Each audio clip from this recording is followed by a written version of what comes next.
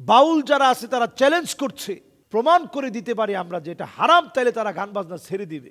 মাদক নিয়ে ধরা খেয়েছে, দিব্যি ওই লোকগুলো হাসতেছে। সামান্য টাকার জন্য দুইটা প্রাণকে হত্যা করে ফেলেছে।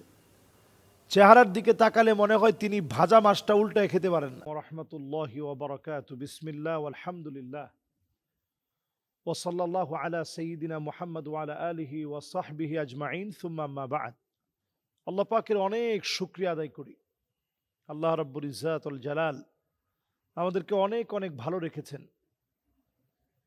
পৃথিবীব্যাপী যেভাবে আযাবের মহড়া চলতেছে, এটি আপনি স্বাভাবিক মনে করবেন না। জাপানে 7.3 মাত্রার ভূমিকম্প হয়ে গেল। আলাস্কায় বড় মাত্রার 7 মাত্রার উপরে ভূমিকম্প হয়ে গেল। যুক্তরাষ্ট্রে ভূমিকম্প হয়ে গেল। সৌদি আরবে ভূমিকম্প হয়ে যাওয়া, ইরাকের মধ্যে ভূমিকম্প হয়ে যাওয়া, সৌদিতে প্রচন্ড বৃষ্টিপাত হওয়া, এমনকি একদিনে 24 ঘন্টার ভিতরে 94 বার ভূমিকম্পে কেঁপে ওঠা। বাংলাদেশে সিলেটে একদিনে 2 বার ভূমিকম্প অনুভূত হয়েছে। তো এরপরও আমরা কিন্তু নামাজি হচ্ছি না, আল্লাহর দিকে ফিরছি না, ফিরে আসার চেষ্টা করছি না। চিন্তা করেন, এখনো মানুষের ভিতরে পাপাচার কত বেশি। সামান্য টাকার জন্য গৃহকর্মী সামান্য টাকার জন্য দুইটা প্রাণকে হত্যা করে ফেলেছে। চেহারার দিকে তাকালে মনে হয় তিনি ভাজা মাছটা উল্টায় খেতে পারেন না। সেই নারী, চিন্তা করেন, নারী হয়ে সামান্য টাকার লোভে আমাদের হেল্পিং হ্যান্ডগুলো কখনো কখনো এত ভয়াবহ হয়ে যায়।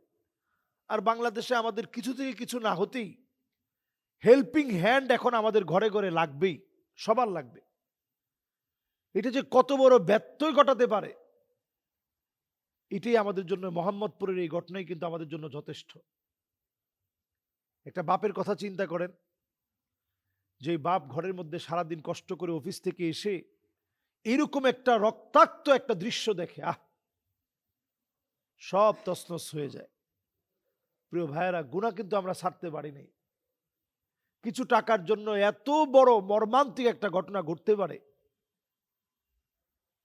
এরপরে আপনি দেখেন, মাদক নিয়ে ধরা খেয়েছে, দিব্যি ওই লোকগুলো হাসতেছে।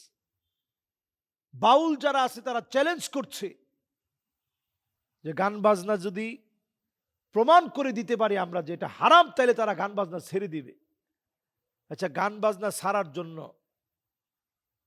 কোনো দলিল আর লাগে? নবীজি হাদিসের মধ্যে বলেছেন, বুইসতু লিউকাসসিরাল মাযামির,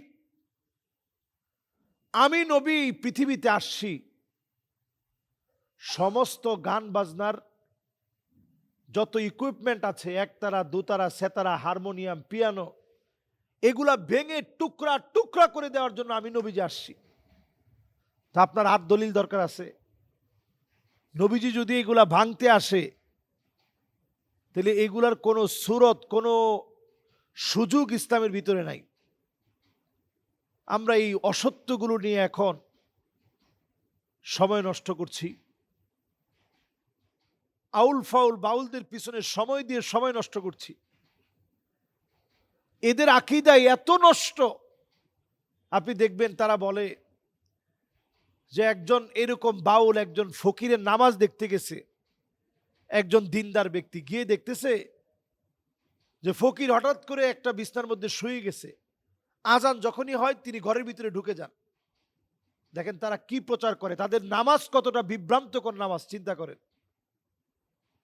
বলতেছে যে ফকির গিয়ে খাটের মধ্যে শুয়ে গেছে, শোয়ার পর এইবার যখন তিনি শুয়ে গেলেন, তখন এমনে নামাজি যে লোকটা, এই লোকটা একটু ফোঁকা দিয়ে দেখছে, বেড়ার গর্ত, এই ফাঁকা দিয়ে একটু দেখছে যে কিরে উনি শুয়ে গেছে। দেখে একটু পরে শুধু খালি কাপড়টা আছে, ওনার দেহটা নাই। তো খানিকটা সময় পরে ওই ফকির যখন ফিরে আসছেন, তখন ফকির বলতেছেন যে কাপড়টা ছিল, আমি যে চলে গেলাম তুমি তো নামাজ পড়লা না, কিন্তু আমি বাইতুল্লাহ গিয়ে নামাজ পড়ে আসছি, মসজিদ নববীতে গিয়ে নামাজ পড়ে আসছি। তো চিন্তা করেন তাদের ধ্যান ধারণা চিন্তা চেতনা কেমন। তাদের কথা হচ্ছে এইখান থেকে লোকটা চলে গেছে মদিনায়, ওইখান থেকে নামাজ পড়ে আসছে। প্রিয় ভাইয়েরা আমার, এরকম ভণ্ডামির ভিতরে এখনো আমরা দিনাতিপাত করছি। আযাব আসবে না কেন? মাদক নিয়ে ধরা পড়ার পরেও মুখের মধ্যে হাসি, সে হাসতেছে, তার ভিতরে কোনো রূপ কোনো দ্বিধাবোধ নাই, তার ভিতরে কোনো অনুশোচনা নাই যে আমি মাদক নিয়ে ধরা পড়লাম। শুরিবাতিল খামর, শেষ জমানায় হারাম এমন হবে প্রত্যেকে হারামের সঙ্গে সম্পৃক্ত হয়ে যাবে। যে সম্পৃক্ত হয় না একেবারে বেঁচে চলার চেষ্টা করছে, ধুলাবালি হলেও তার গায়ে লাগবে। এখন তো ওই সময়টা আমরা পার করছি। আল্লাহর কাছে আমরা ফরিয়াদ করি, বিপদ আপদের এই সময় আল্লাহ আমাদেরকে হেফাজতে রাখুক।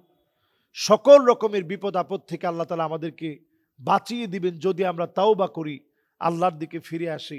বেনামাজি যদি নামাজি হয়, বেপর্দায় যারা চলে তারা যদি পর্দানিশীন হন, তবেই আল্লাহ রাব্বুল আলামিন আমাদের কাছ থেকে আযাব গজব উঠিয়ে নেবেন। ওয়া সাল্লাল্লাহু আলা সাইয়্যিদিনা মুহাম্মদ। আসসালামু আলাইকুম ওয়া রাহমাতুল্লাহি ওয়া বারাকাতুহু।